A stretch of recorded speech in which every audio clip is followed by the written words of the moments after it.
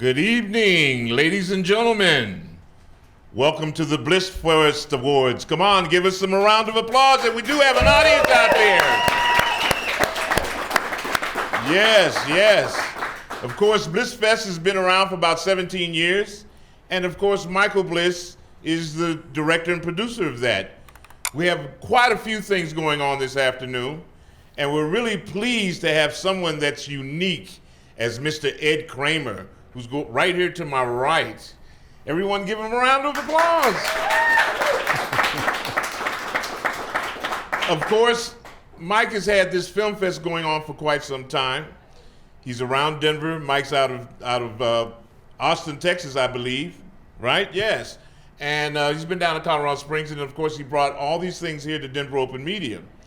And we're so happy, so pleased to have you here with us, Ed. And also, we have a couple other things that are going to be going on. And most of all, this is an award show.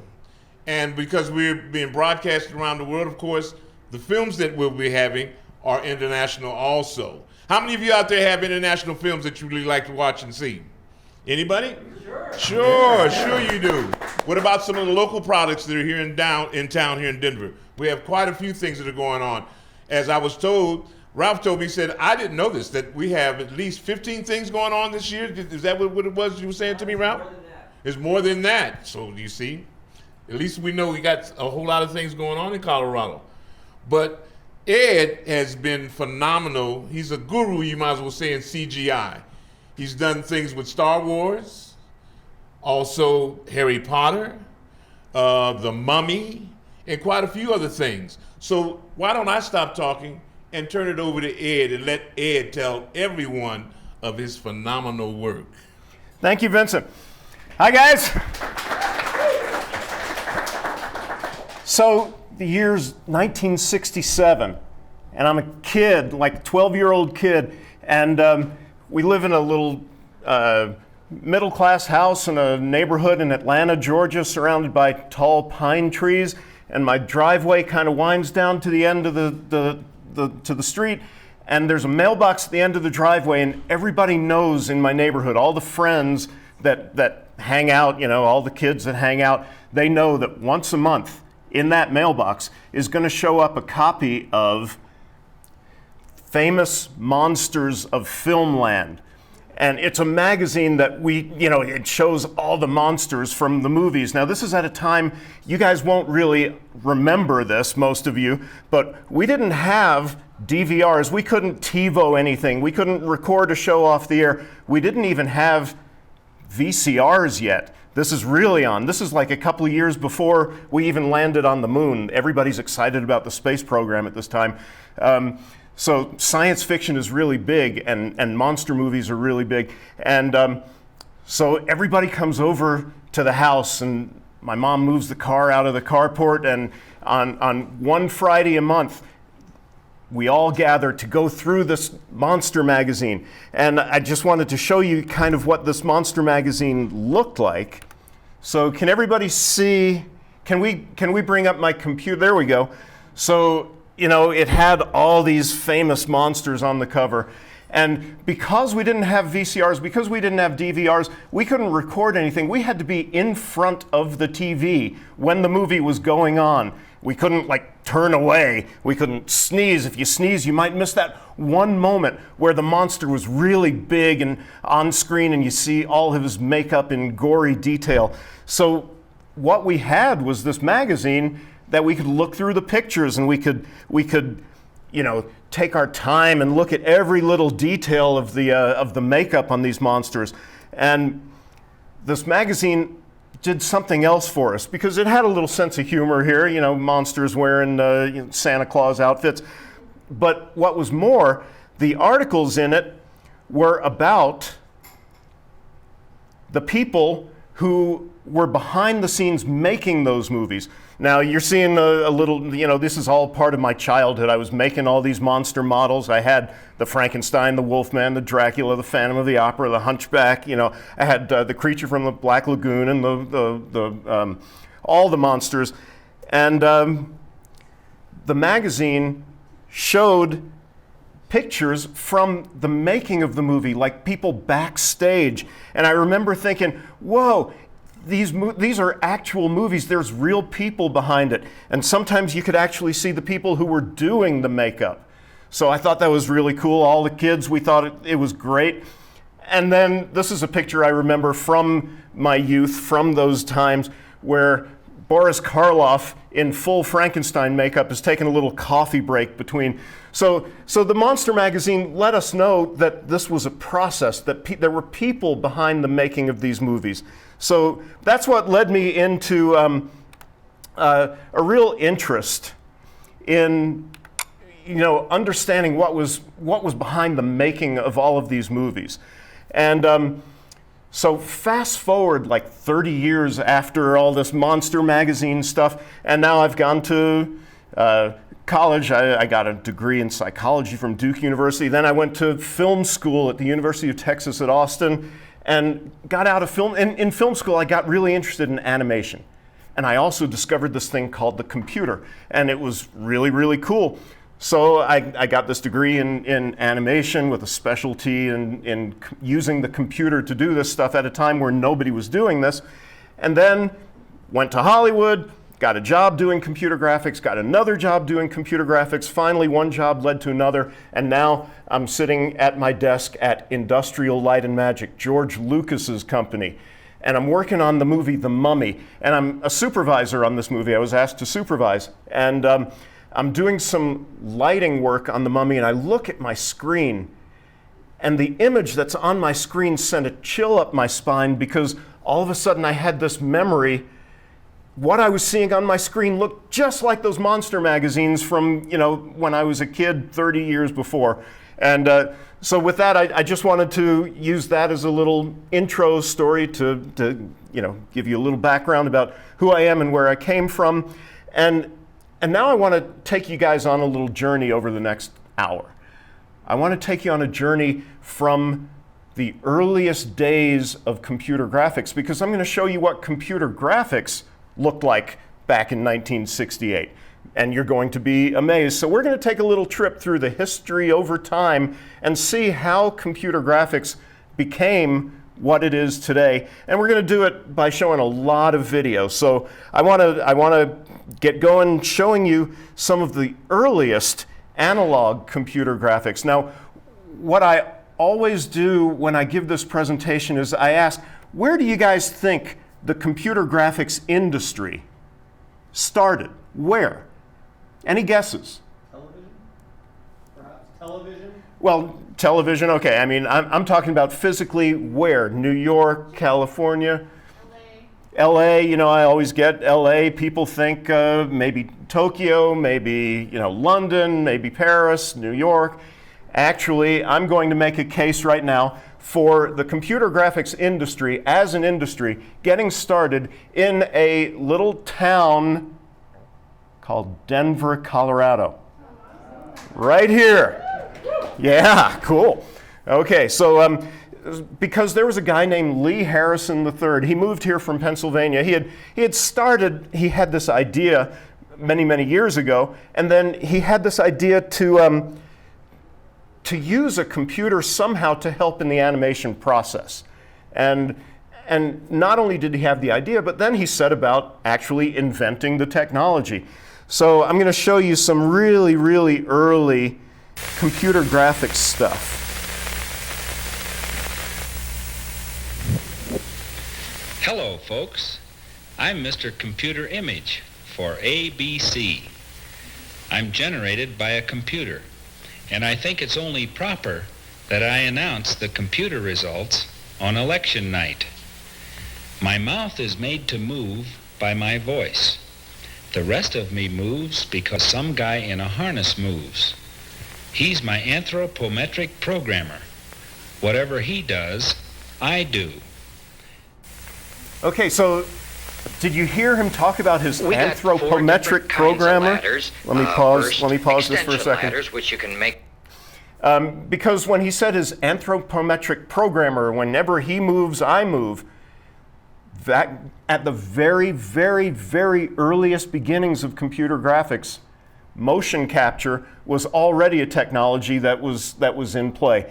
Lee Harrison created this rig that an actor could wear, and it could control that silly little Mr. ABC graphics kind of guy. And in a moment, you're going to see what that rig looked like and hear a little secret about that rig. So here's some more animation from the analog years. Could I come in for a demonstration? Oh, yeah, baby.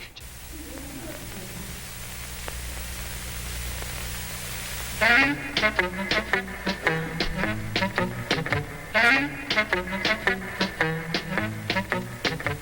there.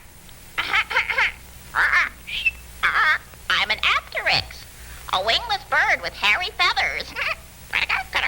And I'm the Easter Bunny. Now, what you need to know about Lee Harrison and Computer Image, which is the company that he created here in Denver, is that it was all staffed by engineers. They weren't really animators yet. You know, they were the people who were inventing the technology. And so some of the animation from that time is not the best animation that's ever been made. But here's something really interesting.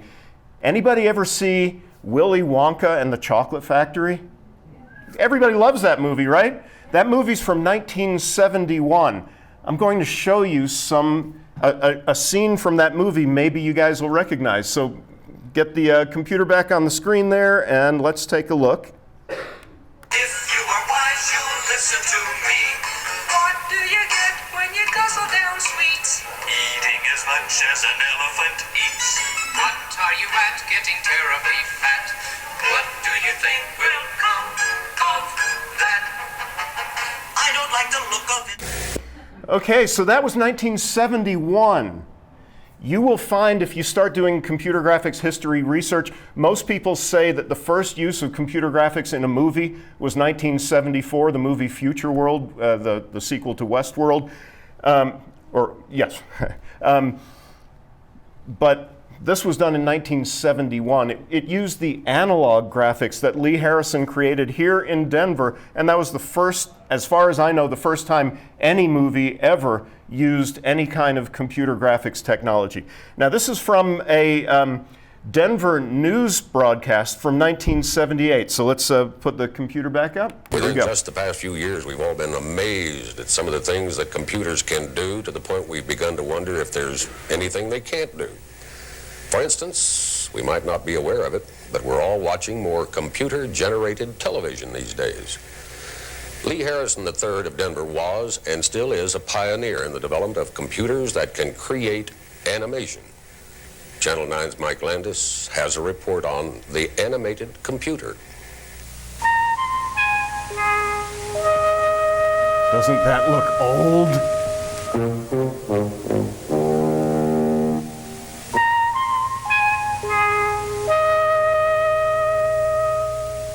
It all started in 1960 in an attic in Bluebell, Pennsylvania, with some glass tubes, color-coded wires, some 2x4s, and the imagination of Lee Harrison and his associates.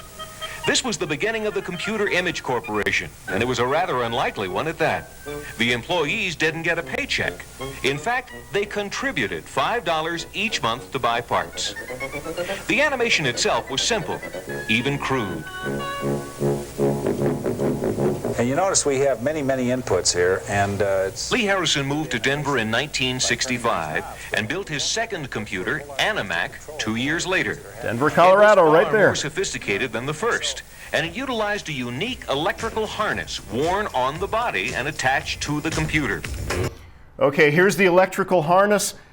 If you look closely at the picture, you'll see it's actually made out of Tinker Toys.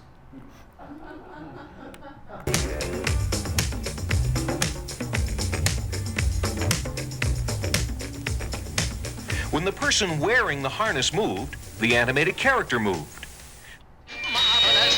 Mr. Noise and the other animated characters that could be produced with Animac were far too abstract for an audience accustomed to Mickey Mouse.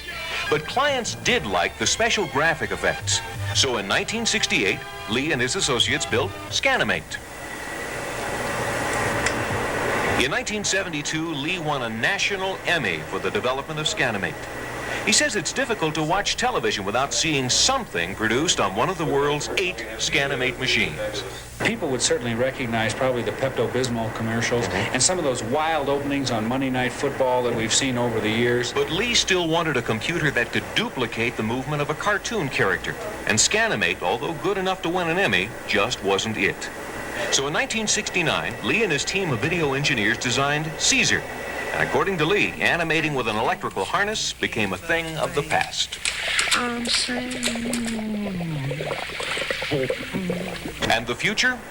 A new computer animation machine called System 4 that combines the best of Scanimate and Caesar and does even more. Try to imagine what the world would be like if all of a sudden today, all of us for the first time were given vocal cords to speak with. Well, I think we're in the process of being given some servant of the visual imagination that will allow us to communicate in a very marvelous and exciting way. How'd you like to be a plate? An Amoco China foam disposable plate. You'd have to be break-proof, sog-proof, sag-proof, the perfect plate, meal-proof, yet handsome enough for a dinner party. There used to be a time not so long ago when me and the boys could put the screws to a guy who owed us money. We'd push him around a little. You know, nothing serious, of course. Scared a wife a little too, maybe. And hit on his boss. If none of that succeed in getting the message across, we'd make him an offer he couldn't refuse.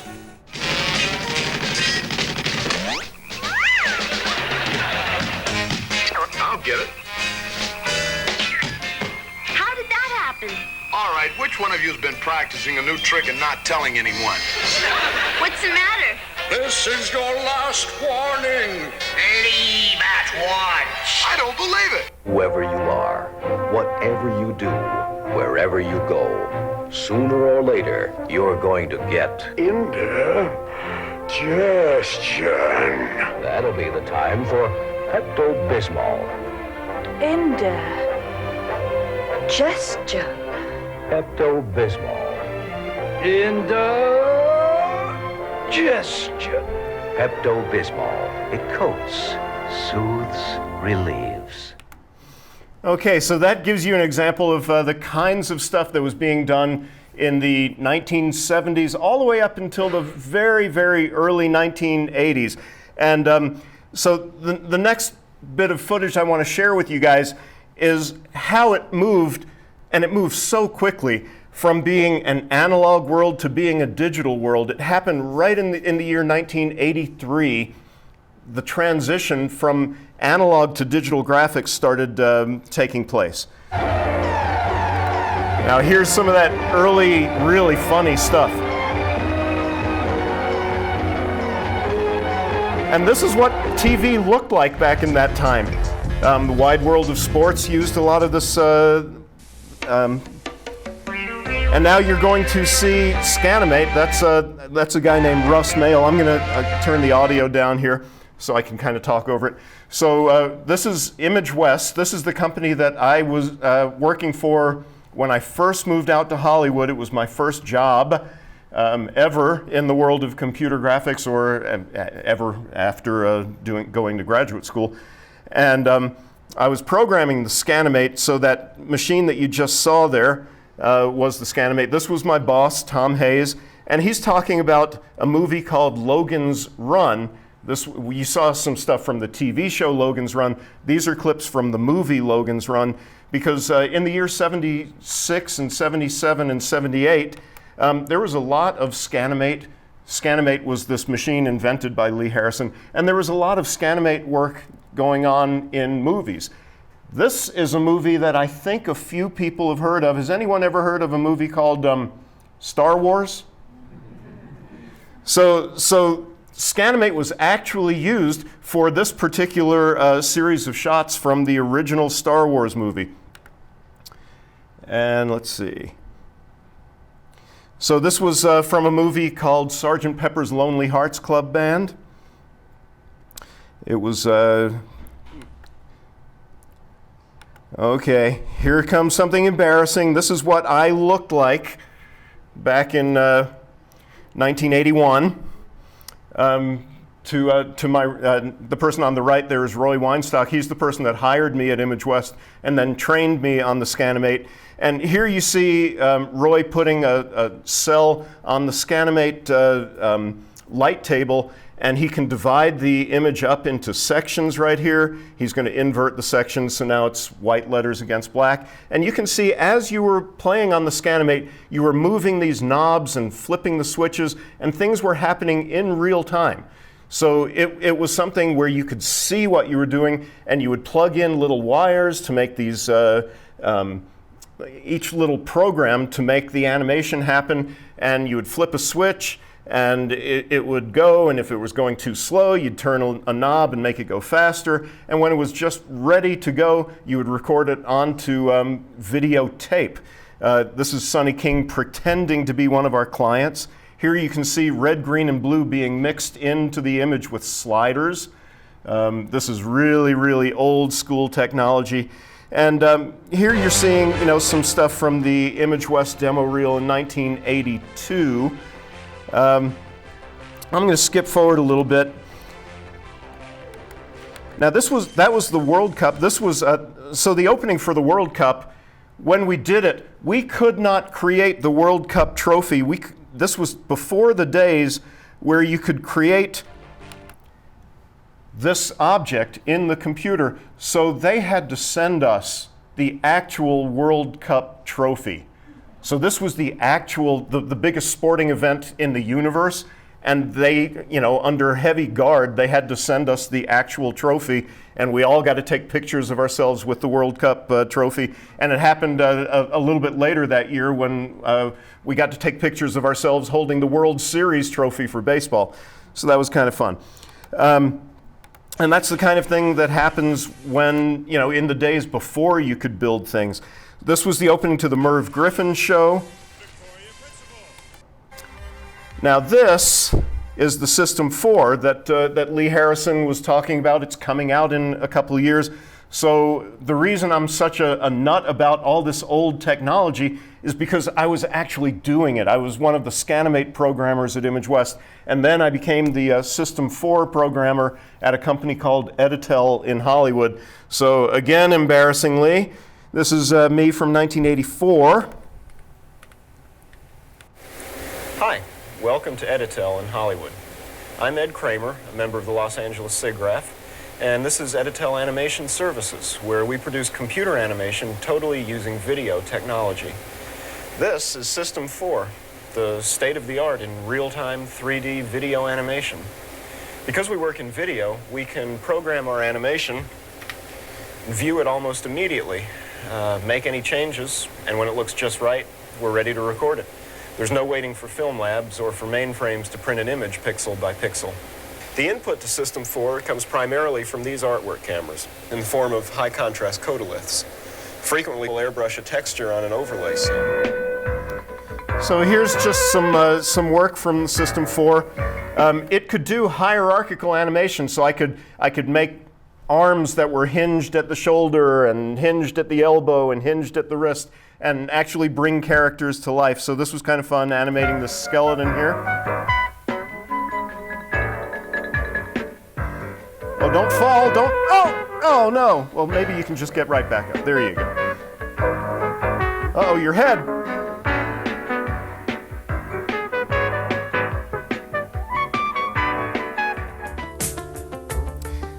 So you could see that the System 4 had a digital computer at the front end of it, but it still had that kind of video look. Now, by 1984, we're actually starting to be able to build things inside the computer, and everything is being done with computer graphics by actually modeling things in the computer, making them move in the computer, giving them animation in the computer. But you'll notice at the very beginning, if we get that back on the screen, you can see the facets in the sides of these letters. The O, you can see it has all those facets to it. This was before we could smooth across those polygons. So everything had this very flat, it was 3D, but it had very flat lighting. And everything, nothing had smooth curvature to it. You could always see the facets in the curvature. But it was the state of the art at the time. This was all going on at a company called CompuGraph Designs in New York City. So we were all, and we thought this was so cool, of a city of the future, just because it was multicolored and a little transparent and we could fly through it. But the client loved this. And apparently sometime in the future, King Kong is still on the top of the Empire State Building. I'm not sure why. So this was something that we did for CBS Evening News for Dan Rather. No, this was, Walter Cronkite on the CBS Evening News. So that's how long ago this work was. So this is all from the mid-1980s. And you can see everything had that blocky look. But by the late 1980s, this piece was when I was hired by NASA. NASA wanted to do a visualization of sending an unmanned mission to Mars. So this is in 1986, and I'm actually working at the Johnson Space Center. So like on my lunch break, I go watch the astronauts train. They have a big swimming pool, and you can watch the astronauts practice weightlessness.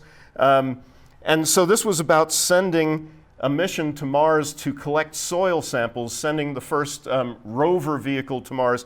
But what you're seeing is some new advances in technology for computer graphics. On the tires, on the ground, you're seeing a bumpy surface. This was the first time you could do bump mapping. It was also the first time you could do cast shadows. So each thing that you could do in computer graphics, it didn't start out that way. It all had to be invented and introduced into a computer graphics system, and then now something that you couldn't do last year, now you could do this year. And it's still going on like that. So here's smooth shading. You can see how it's the rounded surfaces have nice highlighting to them. You can see this bulb, for instance.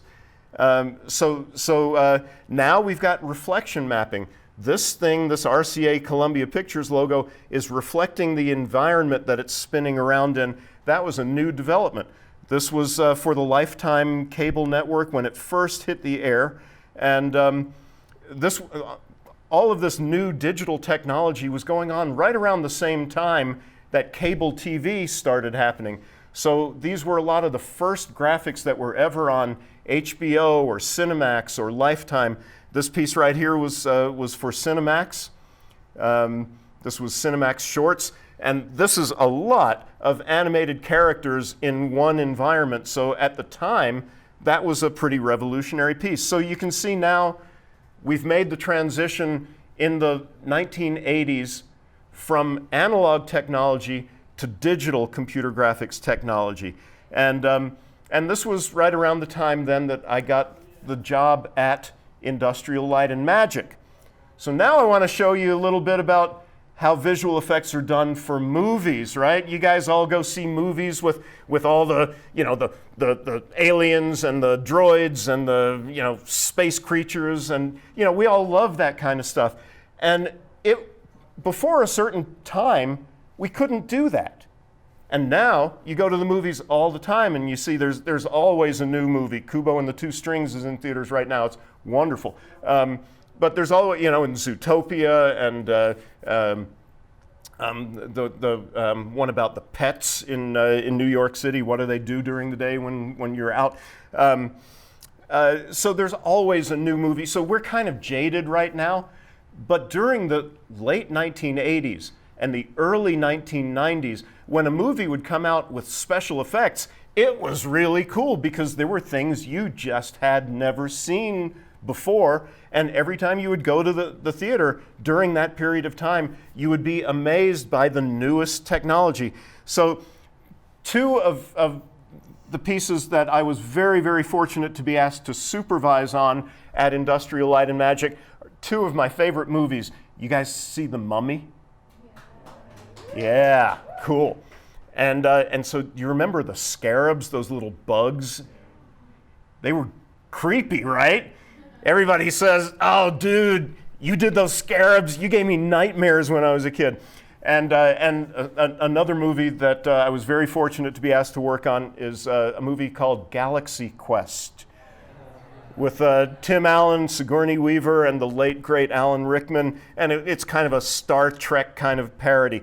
So those are the two movies that I'd like to use as examples to show you what it's like to do computer graphics for feature films.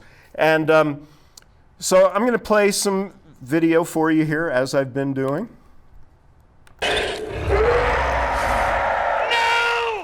The advantages to having a creature like this designed in-house by a character design group within ILM is that we have a close working relationship with the animators and the model builders and all of the CG development team, who are putting this thing together. Now sort of building from the skeleton up and adding in all different kinds of different anatomy to the character, and then putting a bit of bandage here, a bit of bandage there, and seeing what we liked. We started then showing these things to Steve and having him react to what he liked. This was done long before we'd ever found out who was being cast. Arnold Vosloo had not been cast yet, so we were drawing facial types that would change quite a bit. So from these, he'd circle. I really like the mouth here, but can you combine it with the eyes here and the neck there? And we produced a hybrid version. Here's a drawing that was the final evolution of the design process for his whole body. And that drawing looks just like those pictures from the magazines when I was a kid, right? This time Arnold Vosloo had been cast, and we were able to get really good quality photographs of him. So these headshots were scanned into the computer, and using digital paint tools, I was able to paint all of this horrible desiccated rot onto him where he has not healed yet. This became a test for the grossness threshold of this movie.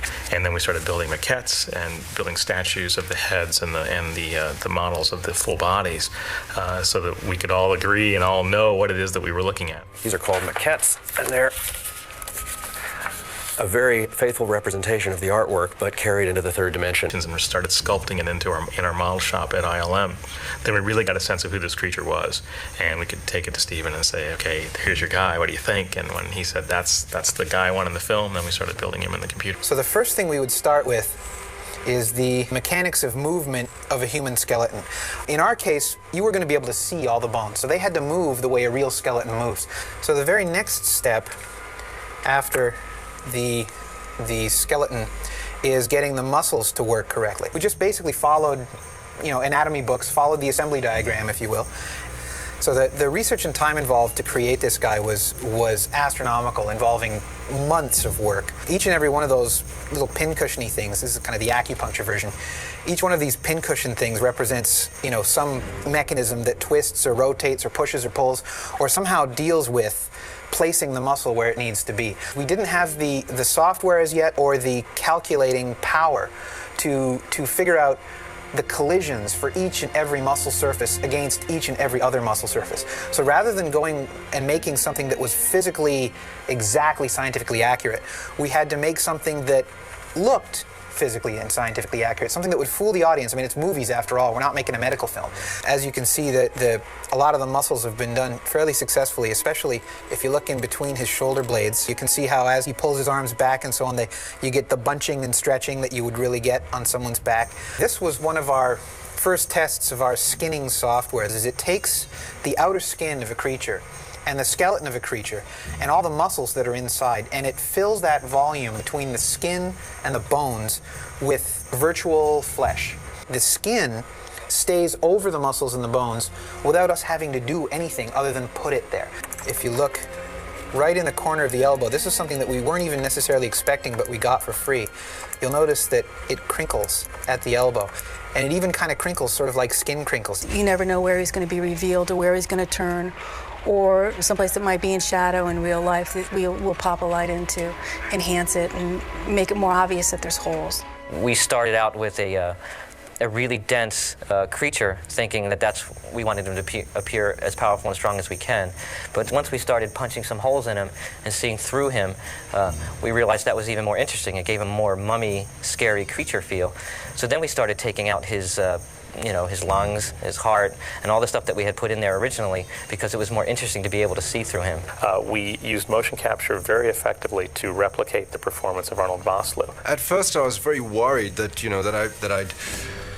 I'd be able to sort of do what I was hired, which was to act amongst and amidst, all the special effects requirement. We use infrared cameras to bounce light off of these little tracking balls that are placed all over the actor's body. So as someone walks through a space with all these tracking markers all over them, what we do then is crunch all those numbers, and what we end up with is a position of the knee, a position of the foot, a position of the elbow, a position of the shoulder, everywhere on his body, and then we have our own software which constructs that back onto a skeleton, and we can then reconstruct that motion in 3 dimensions. We took the motion capture from Arnold and used that to make sure that our creature looked and acted and behaved like Arnold Vosloo.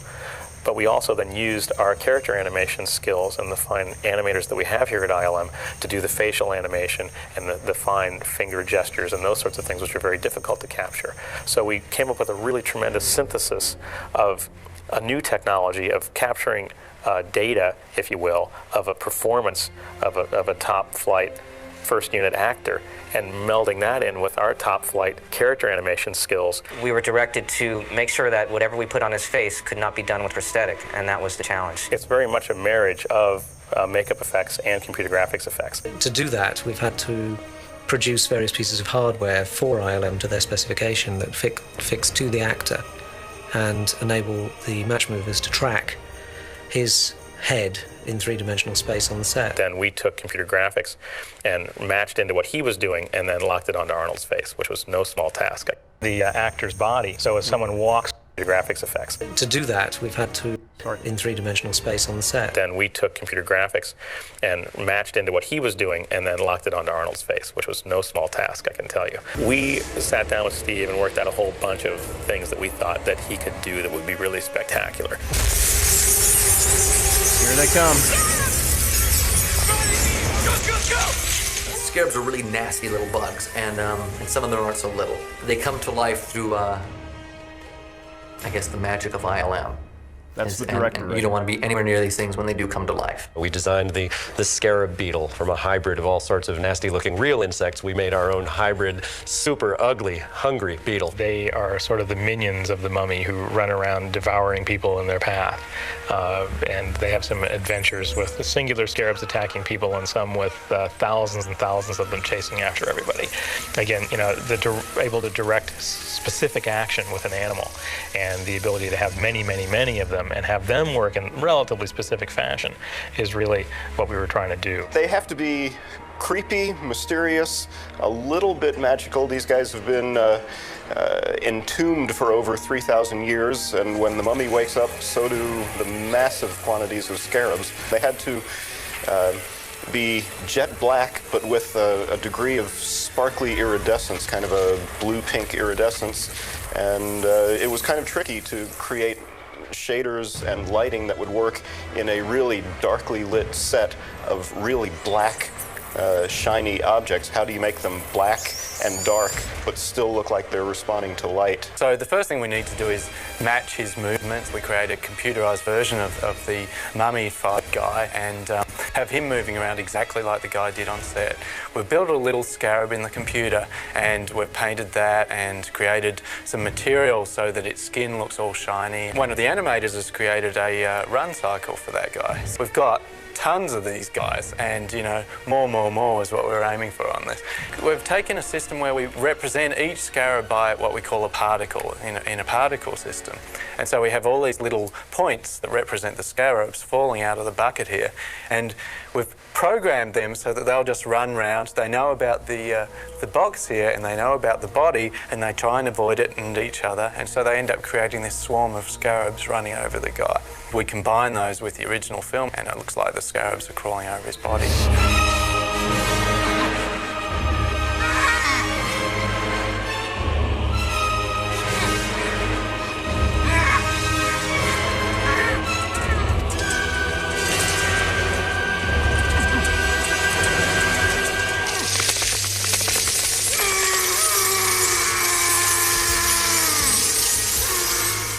Pretty gross, huh? Okay, so that did a pretty good job of telling a lot about the technical details of how this stuff is done. And what you did see is that art direction, the design of these things, is as big a part as figuring out how to do them in the computer. So now I want to talk a little bit about Galaxy Quest, because for those of you who saw Galaxy Quest, do you remember the rock monster that chases Tim Allen around that alien planet? Well, that was what I was given to supervise, the creation of the rock monster, and it involved a lot of research and development. So you're going to see a little bit of the backstory behind the scenes. You'll hear Tim Allen talk about what it was like being in the harness. So let's play a little bit of this Galaxy Quest. This was from a show on AMC. In the movie, the Galaxy Quest crew lands on the alien planet to find fuel. It's a setup for one of the movie's signature scenes, which finds Tim Allen waking a life force that takes the form of a giant rock monster named Grignac. Oh, darn. We saw the first digital image of it. Everybody went, damn. What a cool idea. And the more they did it, then ILM, the people that did the CGI, the computer work, once it started getting better and better, you're going, we got to show more of this thing, because it was really cool. Grignac's creators at Industrial Light and Magic sought to make the monster an original. We wanted it to be an abstraction, and we came up with the concept that the creature isn't the rocks. It's some sort of electrical field that it has to manifest itself by picking up objects and creating a body for itself, and it just happens to do those with the rocks. 40 artists worked for 3 months to give life to the pile of rocks. Sonny Way used this sculpture as reference to build a CG Grignac. Once formed, it was time to determine the alien's rocky gait. So I thought, I want this guy to have a big lumbering walk because his legs are kind of spread apart. So I thought I'd get a good sway to him, and it'll really look like he's bringing that weight over his legs. And even though he's moving pretty quick, you get this and it just makes him look like he's scarier and moving faster. I took pictures of the ground, like I would take a big rock and throw it on the ground and see how the ground was affected.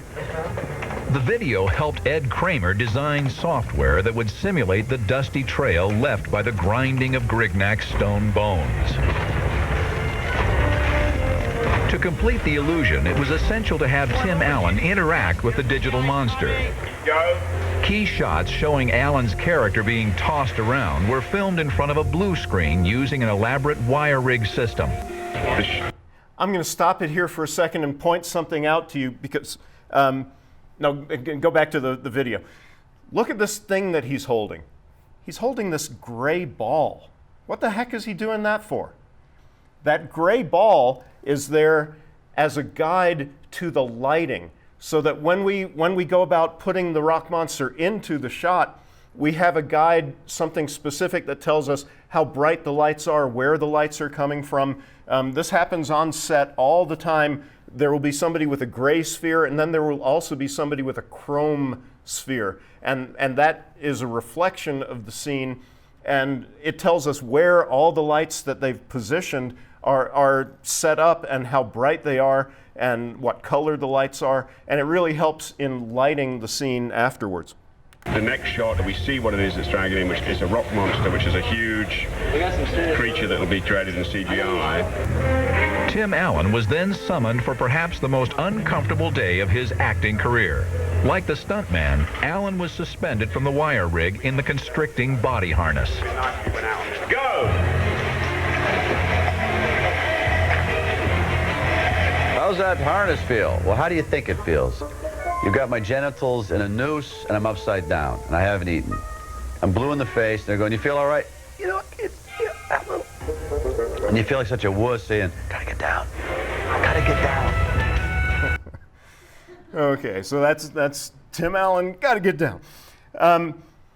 So that brings us up to the point where now I can show you the demo reel of all the movies that I worked on at Industrial Light and Magic. So I'm gonna bring up this demo reel, and the first thing on here just is a list of the movies, kind of my filmography is what they call it.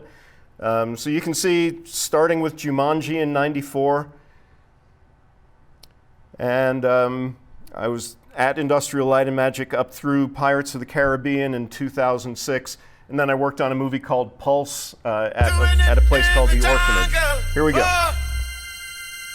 Doing it in Hollywood. Oh, darn. Oh.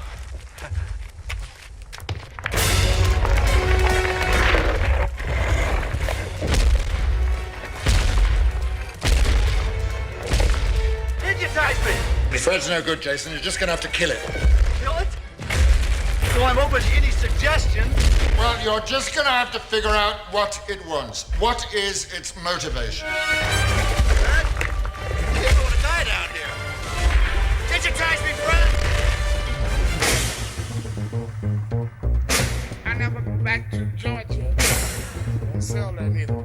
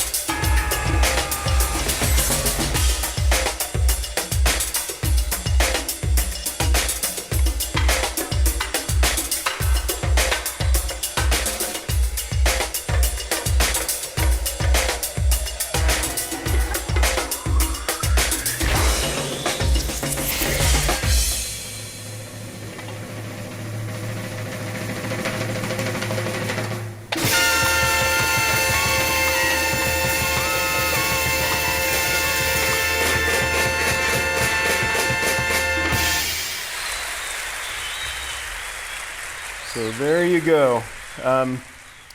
These are all the studios from all of the pieces that you just now saw, with thanks to ILM, Kleiser-Walzak, and The Orphanage.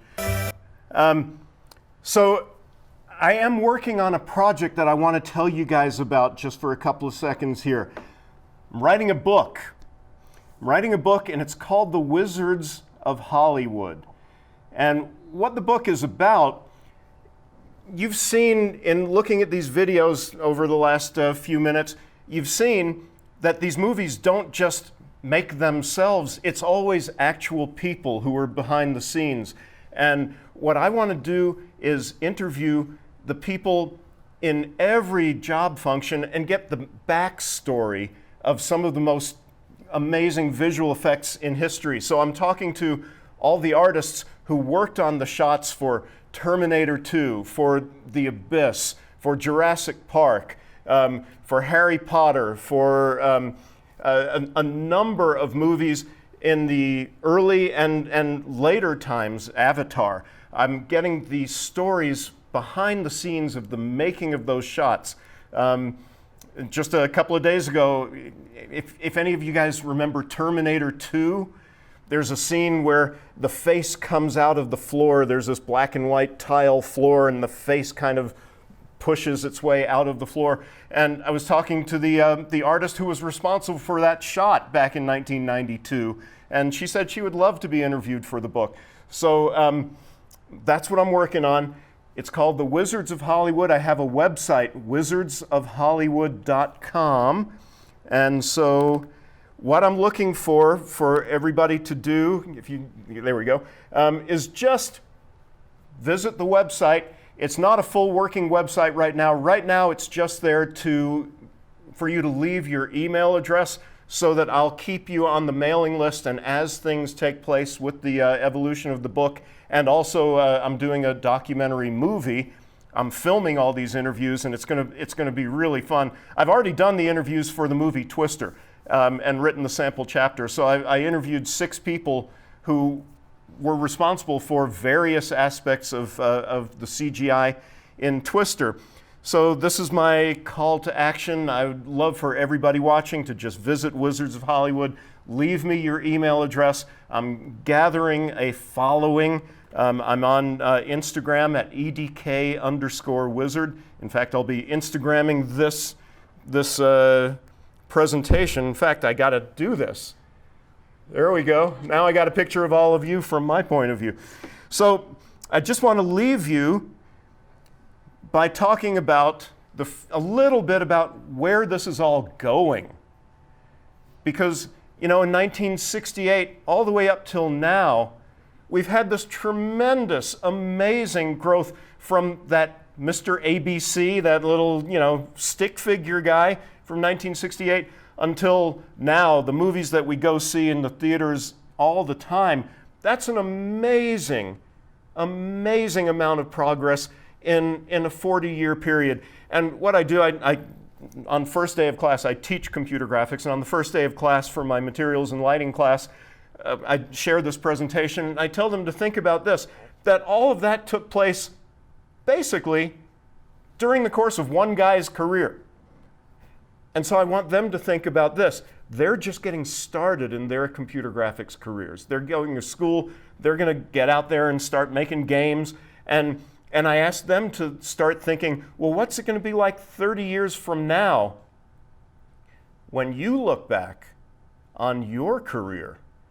What progress will we have made using now as our starting point and going 30 years out into the future? It's amazing what is going to happen with computer graphics. I think that just like everybody now knows how to use text editors, we all use Word, we all use PowerPoint, everybody is going to be using computer graphics. It's just going to be a part of what everybody does for everybody's jobs. But the thing that's really happening right now that's going to be so cool, it's coming like a steamroller on the horizon, it's called virtual reality. VR, but there's also a thing called augmented reality. And both of these things are coming fast as a freight train. I go to a computer graphics conference every year. I was there, it's called SIGGRAPH, and I was there just a few weeks ago. Everything was going VR. And it's not just the old school VR, what VR used to be thought of as, where you put on these gloves and you're moving through this world of just, very low resolution objects. No, what's happening now in virtual reality is the current state of the art of computer graphics. And it exists in 360 degrees. So this is what I want to share with you about what's coming. So VR and AR takes place within goggles. And here's augmented reality is the AR, and that has goggles you can actually see through. VR has goggles you can't. It totally takes over your environment. But in augmented reality, anybody play Pokemon Go? You know how when you're looking at your phone and you see a Pokemon and he's right there and you see the room and you can get the Pokemon, but he's in the environment that you're actually seeing? That's what augmented reality is. Augmented reality is CGI that is superimposed in your actual field of vision. So you're not just, if everybody's wearing these goggles that you see on the bottom here, everybody's going to be bumping into each other, right? But with AR, you can actually still see what's going on around you. So here's one of the VR headsets, the Vive. We had a demo of that at school the other day, and it was awesome. You are in these worlds. There was an underwater scene where And I'm in a room that's about the size of this stage here, not very big, and there's a square marked off on the ground, and there's walls. You go inside the goggles, and I was underwater, and I could see forever. And off in the distance, I saw this whale. And he started coming at me and coming at me and coming at me, and he's getting closer and closer and closer. And finally, the whale is so close that his eye is like 2 feet from my face. And then he turns and goes away and swishes his tail and almost knocks me over with his tail. And it was like I was right there. I was seeing him huge. These things are amazing when you're inside it. And wherever you turn, whichever direction you look, you're still inside this virtual world. So this is the Microsoft HoloLens. This is a Samsung version. You put this on and you drop your Samsung phone in it. And you get these 360-degree environments projected inside your Samsung phone. And here's someone using the Oculus Rift. Now that's looking like old school graphics on his monitor. The graphics inside these now are really, really much better than that. I got a lot of these images from the ZDNet article on AR and VR. I thought this was just a funny graph. It starts out with the innovation and goes to the peak of inflated expectations and then drops to the trough of disillusionment. Rises up the slope of enlightenment onto the plateau of productivity. I don't know what any of this means, but it just sounded cool. It was from that article. But here's what people look like when they're inside the VR environment. Here's businessmen, they're looking around, they're seeing things all around them in these. Now it's used for architecture. Here's some guys using it for architecture to look into the buildings, they can design them. It's used for the medical field, doing medical research and also doing actual surgery. Here's some surgeons using virtual reality. You can see there's a virtual reality goggle on. And it's used for flight simulation, of course. You know, here's guys learning to fly using virtual reality. And here's a guy actually flying. This is a VR simulation device that we had at SIGGRAPH a couple of years ago, and I got to participate. I got to fly over San Francisco by flapping my wings.